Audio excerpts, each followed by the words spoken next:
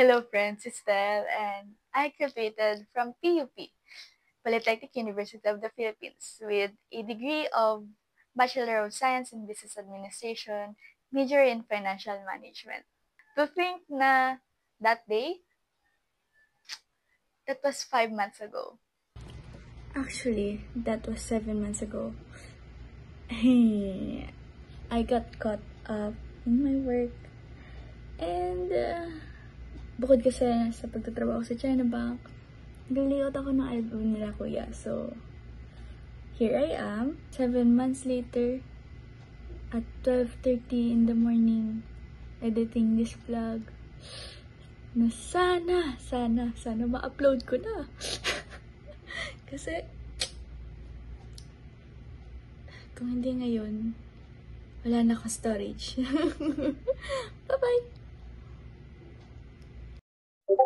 And kahit late na, I'm here to share my story.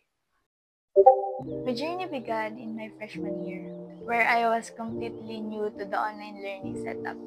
I remember those days sitting alone in my room, staring at my computer screen.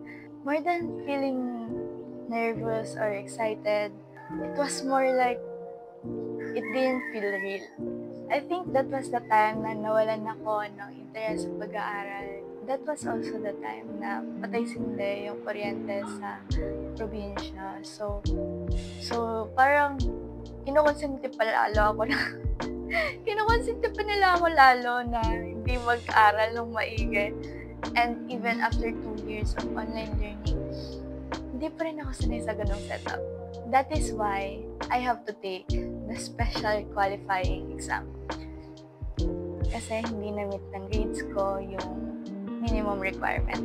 I tried so hard that time, but the thing is, I think I had this mindset na hindi solid yung foundation ko sa accounting. Kahit okay naman ako nung senior high sa accounting, wala naman ako problema. Pero ngayon, maybe because of the online setup, nawalan ako ng tiwala sa sarili ko na kaya kong ilaban yung accounting. Hindi ako confident sa kaya ko. Parang kahit anong gawin ko, hindi ako makahabol. I didn't expect na makakapasa ako doon. Pero, to be honest, I think hindi ako nakapasa, pero binabaan yata ng PUP yung minimum because of academic ease or something, but lahat daw ng nag-take nakapasa. But looking back, sana nag-shift na lang ako agad. Bakit? Kasi ang minimum requirement para maging laude is dapat minimum 2 years ka yata sa course na yun. So, hindi qualified. Hindi ako naging qualified. Hindi kami naging qualified kasi white dress ako nung freshman year.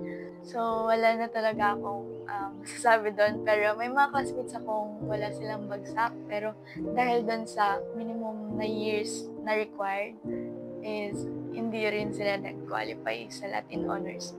Oh, I forgot to mention, pumasok ako sa PUP na accountancy student ako.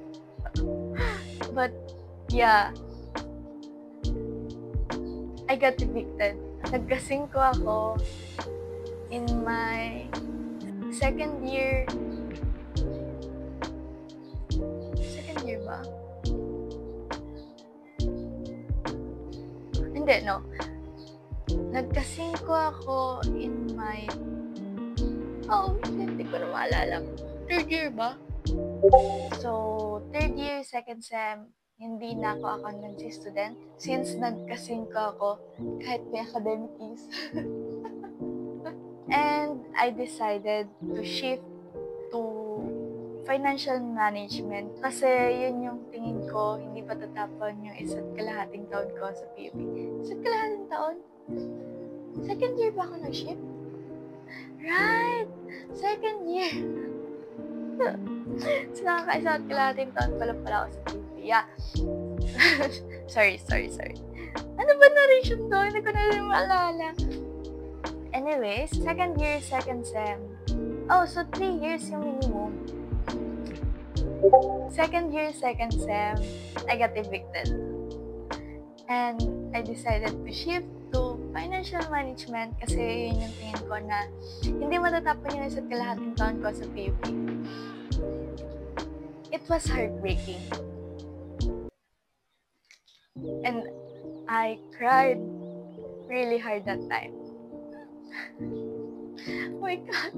Though it's not because of my love for accountancy, pero it's the thought na hindi ko pinayang magstay sa accountancy. Kasi accountancy is not my dream course. I don't have any, but I chose it. Kasi akala ko kakayanin ko magstay doon. Pero hindi para siya para sa mga patibayan pala ng loob doon. Moving on, financial management. That was the time that I became friends with Gia kasi actually, kaklase ko siya since freshman year. Pero wala kasi akong friends dati. So, naging friends lang kami nung lumipat na kami parehas. Then, I have to move from my province to Metro Manila. Kasi mag-start na yung face-to-face classes. I was overthinking everything as a person na nasanay na sa comfort zone. It was a scary thing to do. To try something new, to step in a new environment. Pero syempre, hindi naman ako mag-isa kasi nakitara ako sa bahay ni tita. Mag-isa lang siya dito at kasama yung kay mga anak. Na chickitings, kittens, cats. Meron siyang 8 cats dati. Tapos, nung dumating ako, naging 3 na lang sila. Bali, yung mga mababait, pinamigay niya. Tapos bali yung 3 doon, inuwi sa Mindoro. Tapos, yung mga masungit na iwan dito sa amin. Speaking of tita, balance yung school and life ko dahil sa kanya. Kasi from time to time, sinasama niya ako sa mga gala. Like, nung pumunta kami ng Aurora, ng Baler, nag-hiking kami sa Tanay. Yun lang yata yung na-videohan ko. Tapos, pero syempre, nag-walking kami sa Fort Santiago. Fort Santiago ba yun? Basta yung around Malate area, yung shore doon. Yeah. Malapit sa PICC and stuff like that. Kasi, kung mag-isa lang ako dito, siguro malapit ako mag-dorm sa PUP. Tapos, hindi na ako lalabas. Patutulog na lang ako pag walang klase. Ayan, nalis tayo ng topic. Nasaan na ba tayo? Since Gia is a social butterfly, I somewhat became friends with her friends. And we formed a group. Mahal na mahal ko yung mga yun. And I really appreciate them. I'm glad na dumating sila sa buhay ko.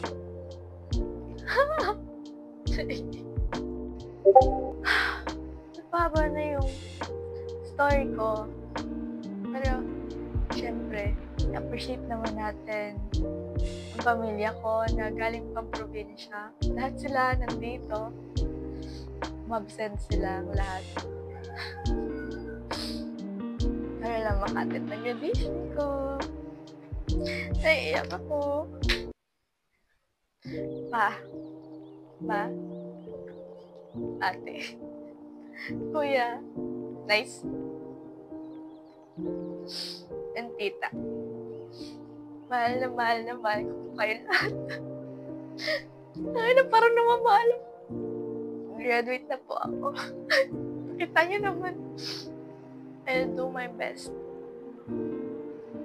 para ibalik lahat ng sakripisyo niyo para sa akin. Pero medyo matatagalan pa kasi wala pa akong ipon. Pero malapit na yun. Tiwala lang. Mahal na mahal ko po kayo. Ito mo niyo.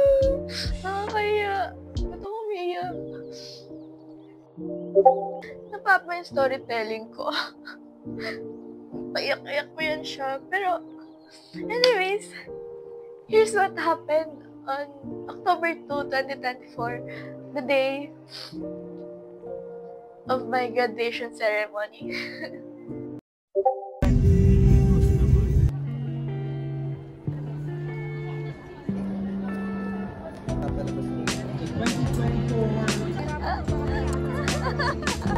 Welcome to the Polytechnic University of the Philippines.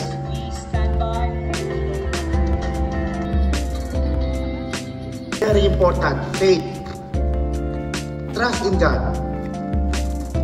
You may not get it right away, but His time is always a perfect time.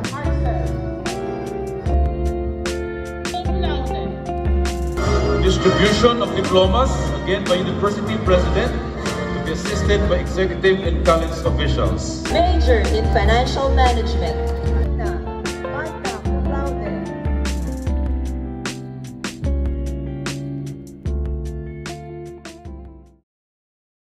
Camacho Cristel Rose.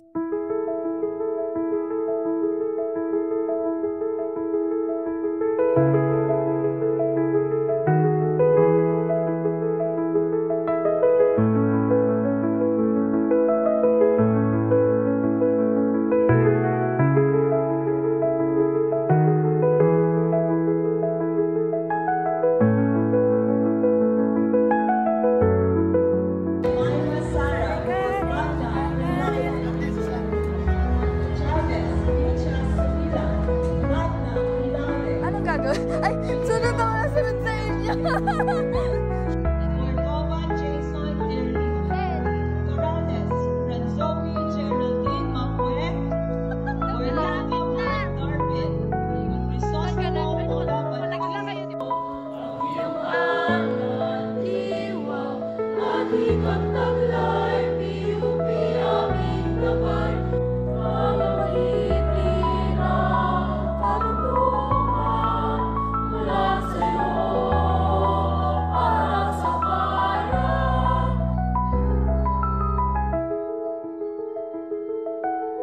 That concludes the second cluster.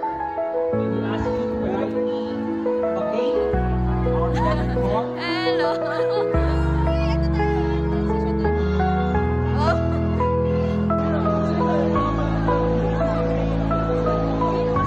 Congrats, guys.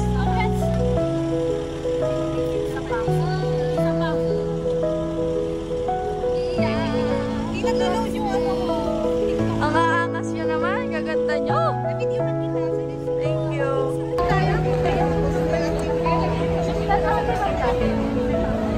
Congrats. Congrats, bebe. Bye-bye, guys. Kasi Kia. You guys for you. Bye-bye.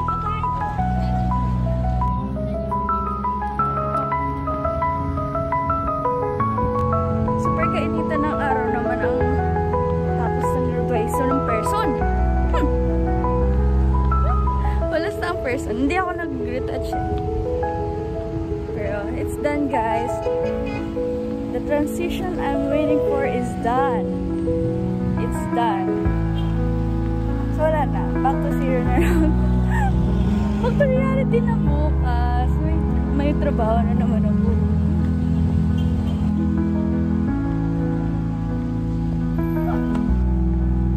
Init! Ang lamig sa PU. Ay, dun sa lo... Ikaw nagbili? Thank you! Bili mo? Ha? Ano to, galing? Iyo? Bili mo? Hayaan mo na. Pangit! Ayusin mo yung sombrero ko, ate.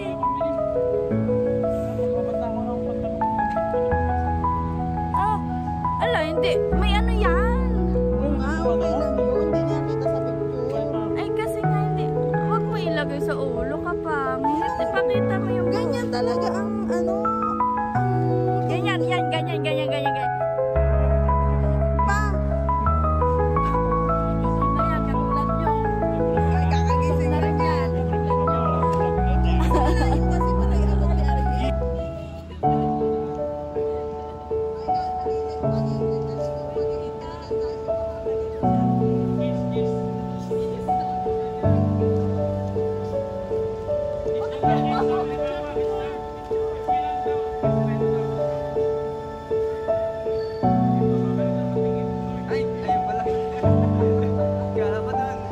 Ginabidyoan ko kayo.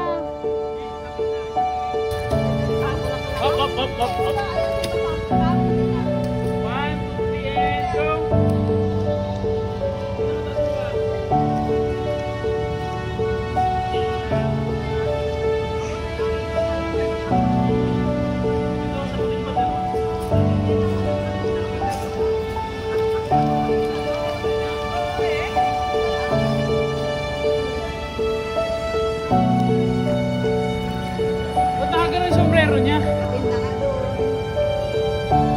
Ganda na sa tita.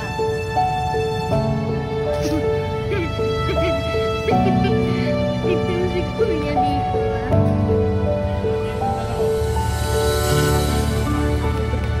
Without you, hasikin.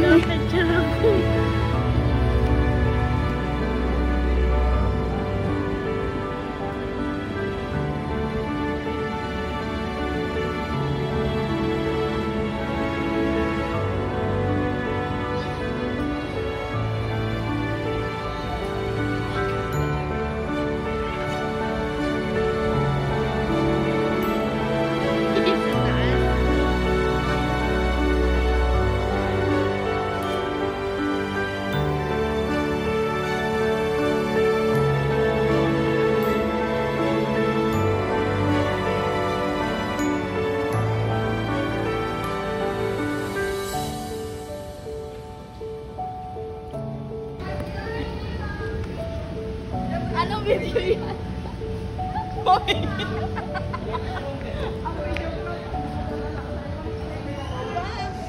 Hindi ka na hindi ka papas ng videographer. Mas maliit pa pala yung akin. Ayusin mo nga mo siya. Ako na lang kaya, te. Uy, normal na yun na.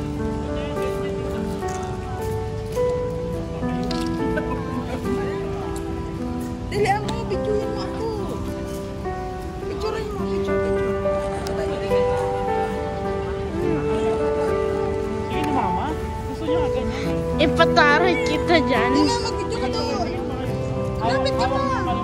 Isama mo si Kuya sa mga ginabigay. Kaliwain. Kaliwain ay. Saan?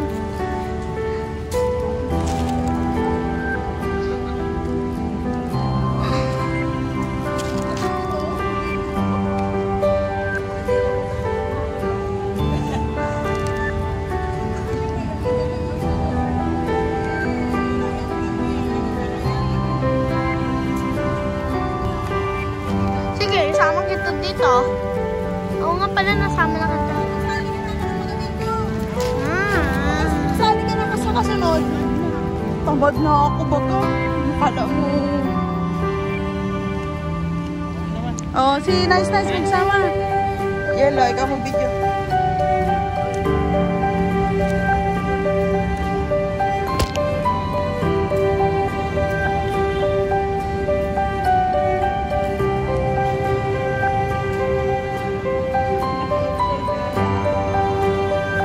Nakalabas ang mga balikat yan.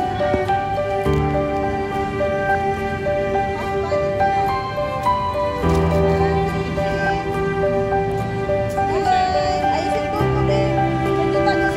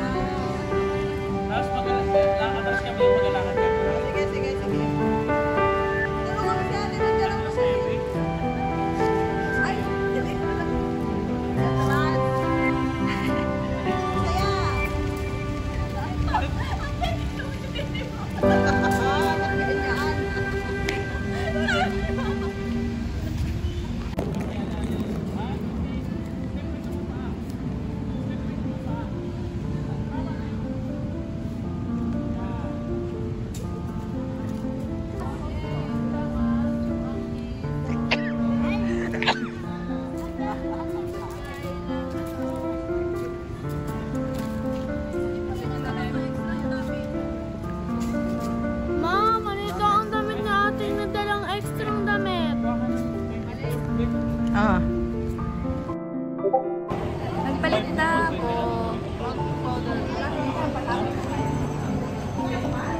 Dito kami sa Manam. Dito. Manam.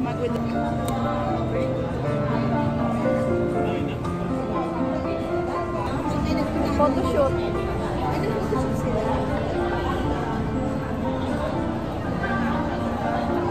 Kaya dumating ako, paano na shopping?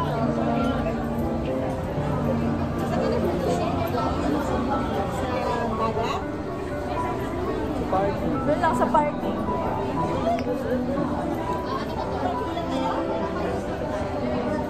Akala ko nga pupunta sila dito.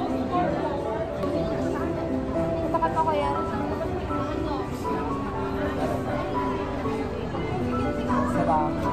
Tapi isa lang.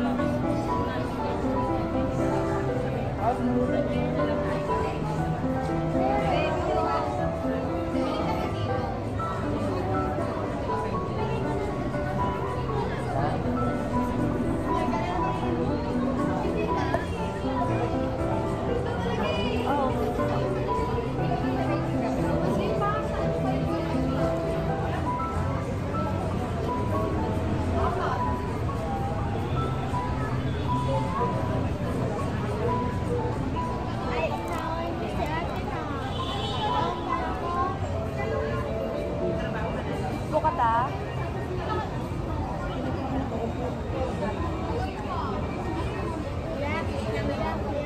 Ah. Ha?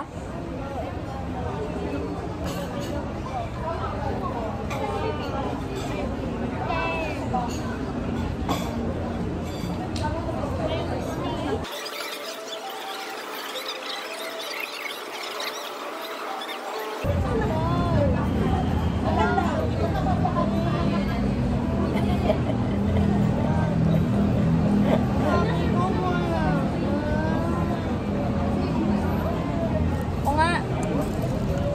O ito, ako na.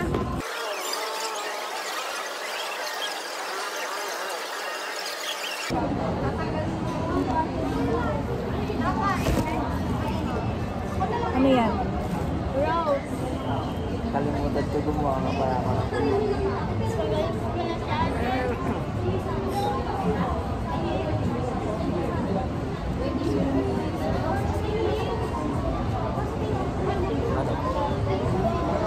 Ano gagawin? Ha? Close. Ha? Close.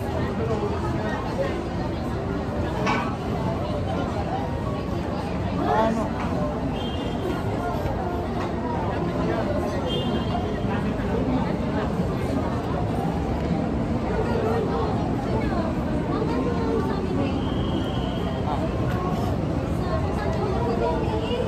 Paano ba? Bilisan mo eh.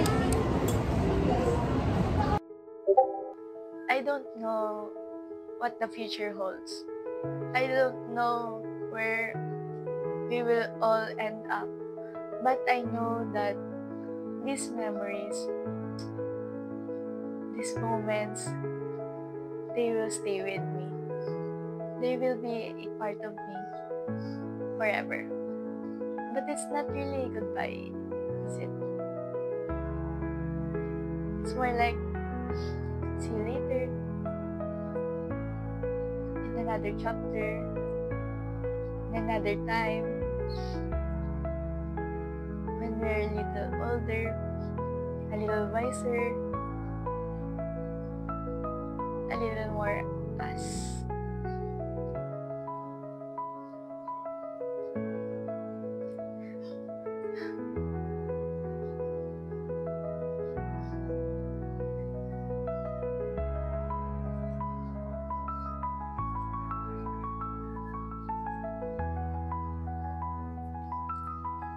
And that's it for today's video. Goodbye, my friends. See you next time.